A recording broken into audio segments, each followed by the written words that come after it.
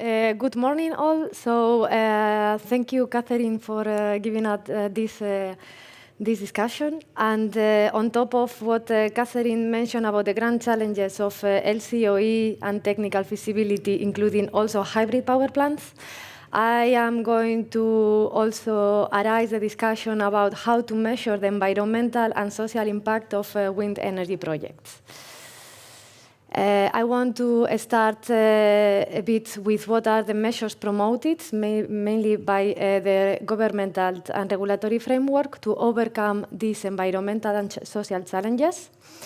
I want also to touch base both offshore and onshore wind farm projects related to the multi-use and the nature, giving an example of what is happening in the North Sea Basin. And onshore, what are the protected areas, as an example, in the Netherlands? And I will give a few examples of how could we understand the wind farm interaction with the living environment, the ecology, and of course the society. On that examples, I want to arise how could we improve the ecological value of the offshore winds. And also, I want to highlight the air habitats and how actually are dealing the current projects with the air habitats and what can we do to improve that. And of course, how could we do more on the environmental and social considerations for onshore wind valuation.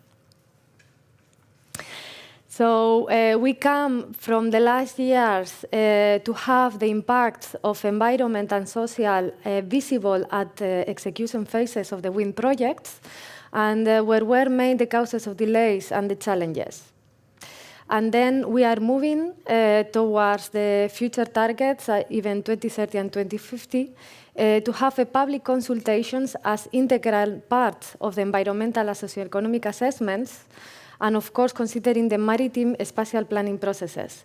This is getting more and more involved in early stages of all groups, and I highlight here that it's crucial for the timely deployment of the new capacity, both of offshore and onshore. Below, I summarize a bit what are the motions behind the offshore winds. Is in the new offshore renewable strategy from the Commission, and together with the North Sea Energy Convention and the Oscar Convention that involve 15 governments and cooperates with the marine environment. They promote the coexistence, of course, of the offshore wind farms with the other sea users. And also they promote the different digital technologies to minimize this environmental impact. And all of these, they need to comply with the environmental legislation and integrated maritime policy. For the onshore winds, aligned with the all national climate agreements and the national energy climate plans. For example, for the case of the Netherlands, we have a regional energy strategy that was created by the governments in cooperation with network operators and social organizations, together with entrepreneurs and residents. So the goal on here is to enable the large-scale generation of onshore winds, also solar, with other hybrid power systems, but combined with the social concerns, to value the landscape and also the livability. So how to make the community and local communities interact with early stages of the wind projects. For that, we cannot forget the cultural and historical landscape, onshore winds, the natural areas and dunes, and residential areas and open landscapes. So talking a bit about offshore wind projects and the multi-use, I give here an example of the multi-use of the North Sea. It's a very busy space. And all the areas need to be considered for the offshore future deployments. We aim to have 212 gigawatt by 2050. And in the Dutch North Sea, we target for at least 11.5 gigabytes and between 60 and 75 gigawatts by 2050.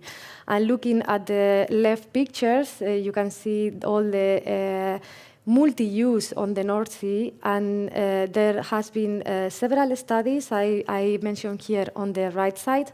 One of the relevant ones where they assess the multi-use and also how can we adapt the new future wind farms together with other uses or the zones that are exclusive for new installations of the wind farms. So the space consumptions for the offshore wind farms is crucial to design in symbiosis with the nature and to create more synergies and more space for the new deployments. I put here an example for the Dutch North Sea.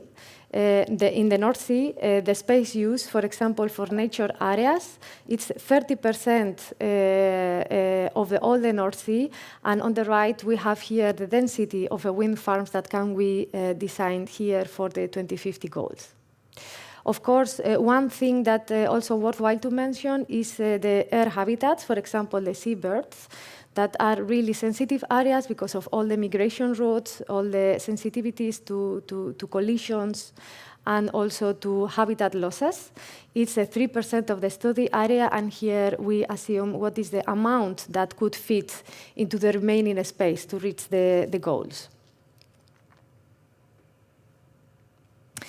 Looking a bit inland and onshore wind, I put here the example of North Holland North, but we can extend this example to all Europe. The production target is by 2030 3.6 terawatt-hour of renewables, and with the current generation of 2.1 terawatt-hour. So my question, and also I would like also to discuss here in the debate, how to involve in more detailed environmental and social consideration at early stages of the assessment, not to have a reason of delay on the wind energy projects. Here I mention a few examples that actually, when we evaluate in the wind site assessment, what is the resource potential, meaning what is the best place to install a wind farm, considering good resource availability.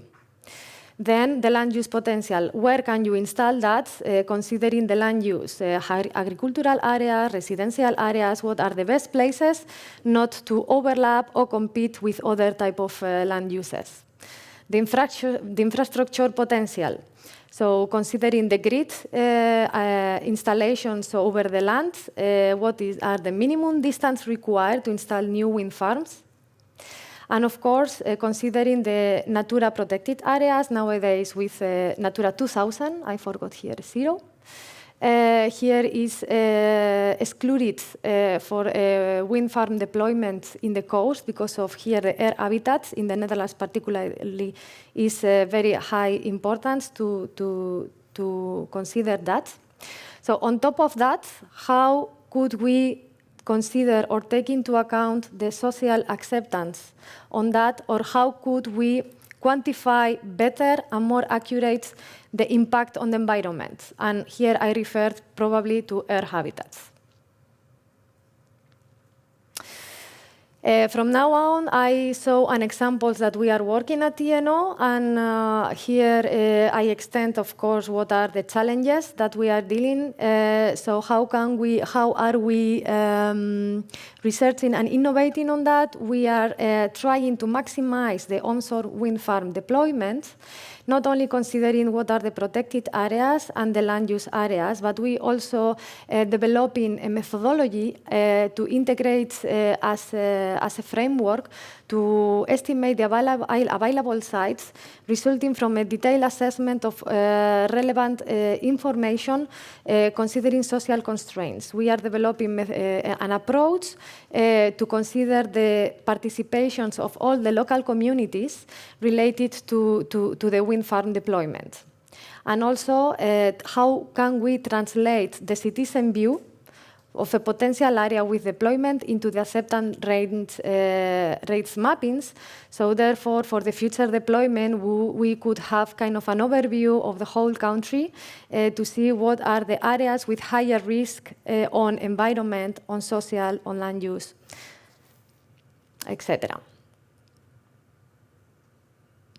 Another example is the air habitats, as I mentioned before, because what are the impact on the environment?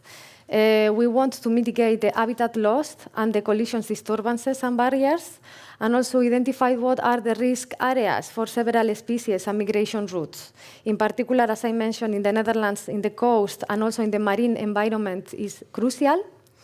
And what is happening today is that the current models that are used to assume and to estimate what is the impact on the air habitats are based all on assumptions, on behavior, avoidance, population, but it is very difficult to estimate the impact. And of course, there is a very limited data addressing the variability and uncertainties of these models. And it is not possible to validate the impact to see if the assumption estimated to make a restricted area for the wind farm deployment, if it is real-based data or it is based on assumption. So, and we are also missing the standardized methodology and technology to address these impacts. And here in our group, we have BT Bird's radar and system, with its tested has been tested offshore in the Netherlands. And what we are trying is to monitor what is these collisions and then relate and investigate what is the real impact with this migration and air habitats. Actually, now the system can detect even birds above 6 grams, so are really small ones.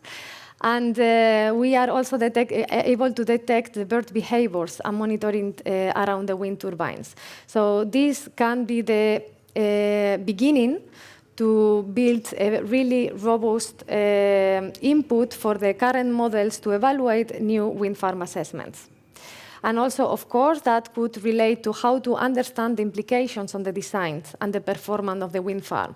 Because if there are areas, high-risk areas where it is not socially accepted or is high risk with this environmental impact, maybe the design of the wind farm or the turbine could be adapted to that critical areas. Another example, here I go offshore, is how to improve the ecological value under water. And here we aim to develop the rules and relationships in connection with the offshore technologies. What is the habitat, the marine habitats growing around the wind farms, and how this can be related to the water quality. So we aim to develop this understanding to translate the marine growth on different piles, the score protections and reefs, and make relations to the water quality. And I decided to stop here because my colleague Linda de Vries was going to focus on social acceptance and the metrics to evaluate that. It's a pity that we cannot address that today, but yeah, that was for now, for me today. Thank you.